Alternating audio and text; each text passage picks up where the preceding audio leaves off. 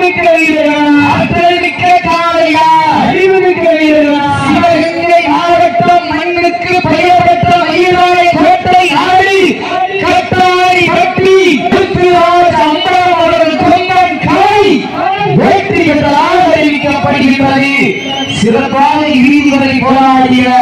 மதுரை மாவட்டம் திரட்டிப்பட்டி வெள்ளாள கருப்பர்கள் வீரர்களுக்கு விழா குழு